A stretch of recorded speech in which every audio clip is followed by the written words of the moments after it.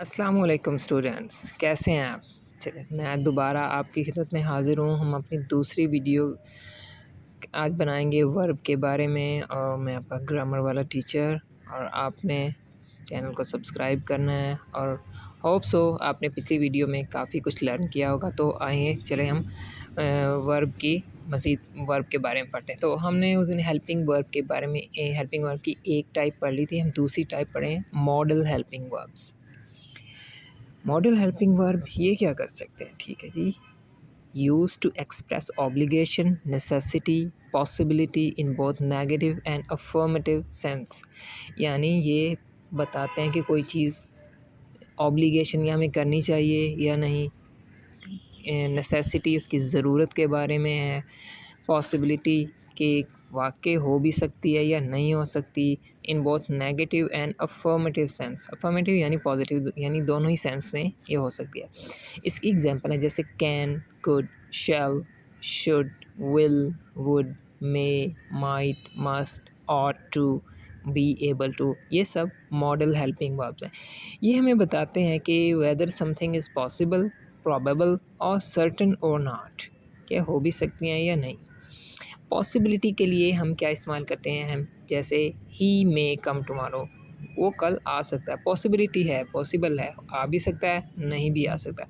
She might come to the party, कि वो शायद पार्टी में आए। They could not win the match, वो मैच नहीं जीत सके। ठीक है ना, ये पॉसिबिलिटी थी।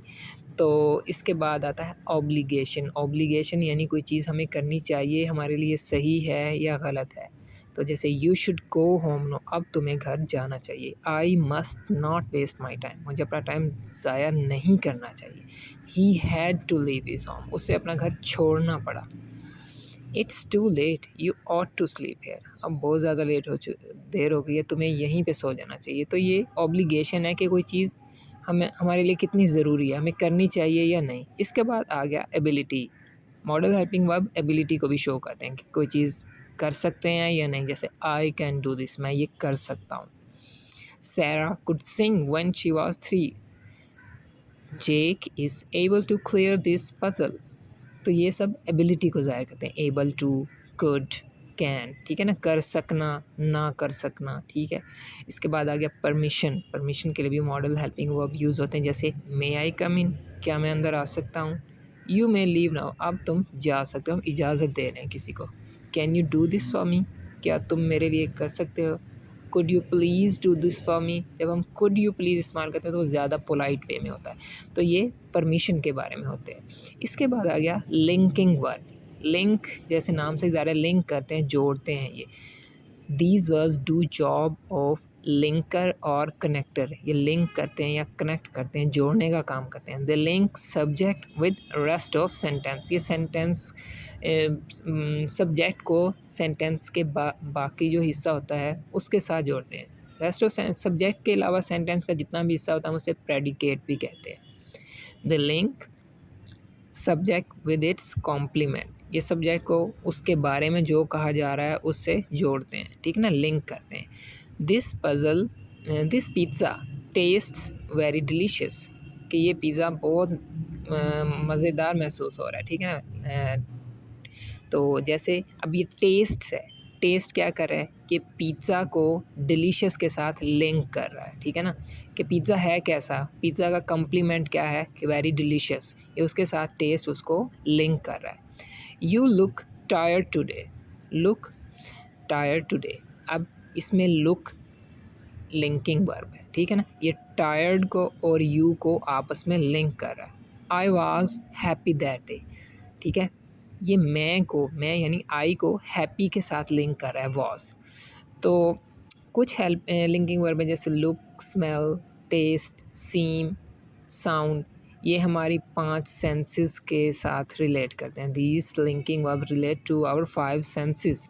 इसके अलावा appear, become, grow, feel, remain, get, prove, ये सब भी लिंकिंग वर्ब हैं। बी और हैव, ये भी लिंकिंग वर्ब भी होते हैं। बी मैंने आपको पहले बताया था, जहाँ पे बी आएगा वहाँ पे हमने इसको समझना है इज़, एम, आर, वाज, वर। ठीक है ना, have, has, have, had.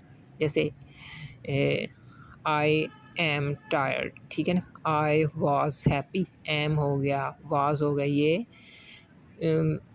Subject को उसके बाकी हिस्से के साथ, सेंटेंस के बाकी हिस्से के साथ लिंक करते हैं, ठीक है ना।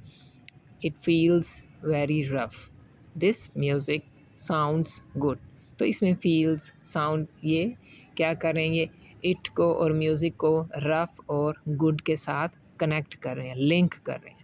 इसके बाद आ गया action verbs and state verbs. Action verb वो होते हैं जो किसी एक्शन को ज़ाहिर करें, जो कि फ़िज़िकली कोई काम हो रहा, जो फ़िज़िकली काम हो रहा था। और स्टेट वर्ब क्या होते हैं, स्टेट वर्ब किसी हालत को बयान करते हैं, यानी कोई फ़िज़िकली काम ना हो रहा लेकिन वो कोई हालत हो। तो action verbs show action, something being done, जो हो रहा है, जैसे play, jump, write, sleep, hit, cry, ठीक है ना। Some verbs do not show action, they are stative, उन्हें हम स्टेटिव वर्ब कहते हैं, ठीक है ना। स्टेट वर्ब को हम स्टेटिव भी कहते हैं।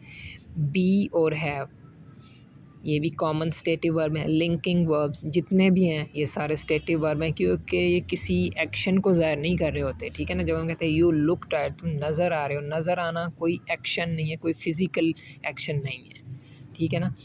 तो be and have are common stative verb, linking verbs are also stative verbs. Verbs of senses, opinion, perception, possession are also stative verb, जैसे know, love, hate, believe, belong, ठीक है ना। इनमें कोई एक्शन नहीं हो रहा, कोई फिजिकल एक्शन नहीं हो रहा होता, तो ये स्टेटिव वर्ब है। He appears to be a good dancer, she dislikes black colour, I have a pen, ठीक है ना। अब इसमें appears, dislikes, have stative verb है। इसके बाद आ गया ट्रांजिटिव एंड इंट्रांजिटिव वर्ब।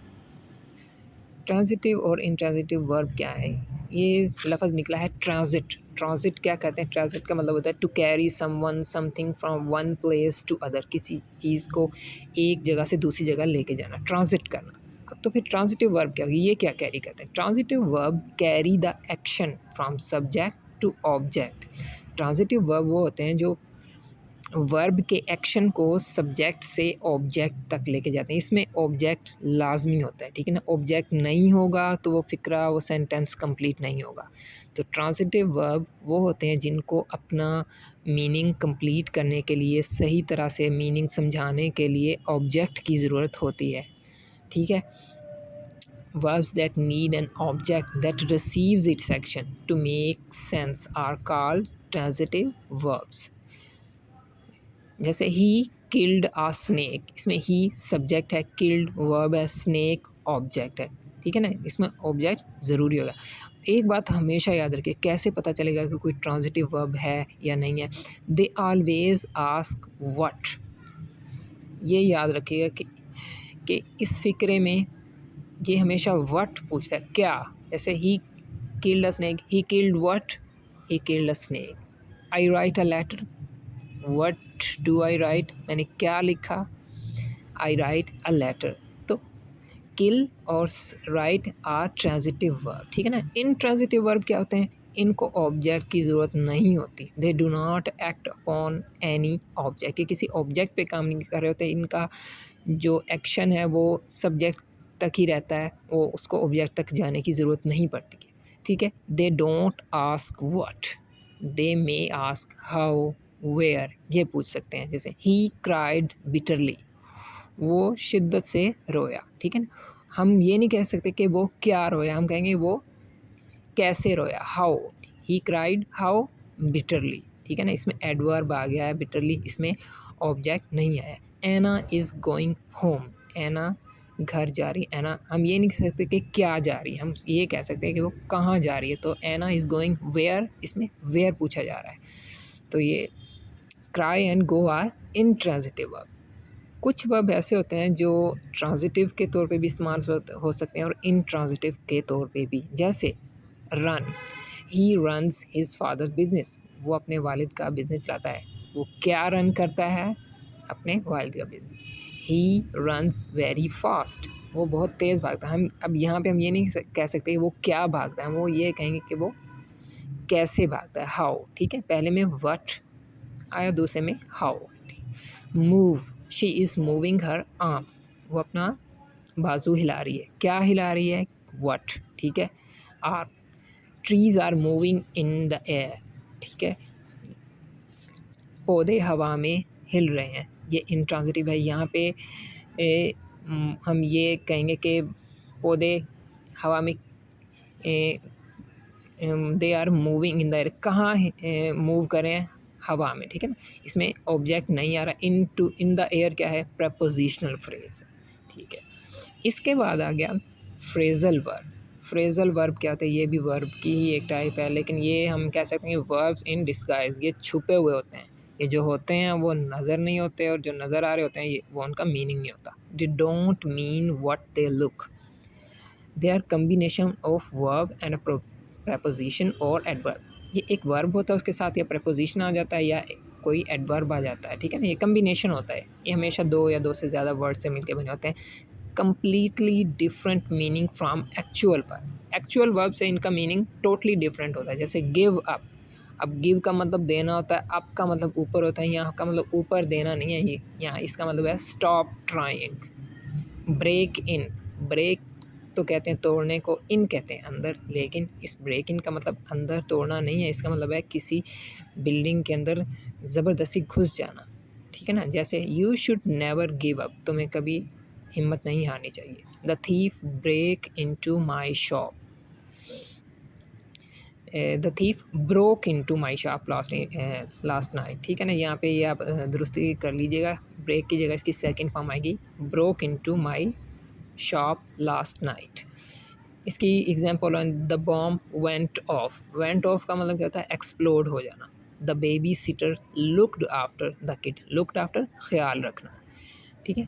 इनको बनाने के लिए कोई रूल नहीं होता है, ये किस तरह बनते हैं कोई रूल नहीं है, बस इनको बना दिया गया और हमने इनको ऐसे ही याद करना।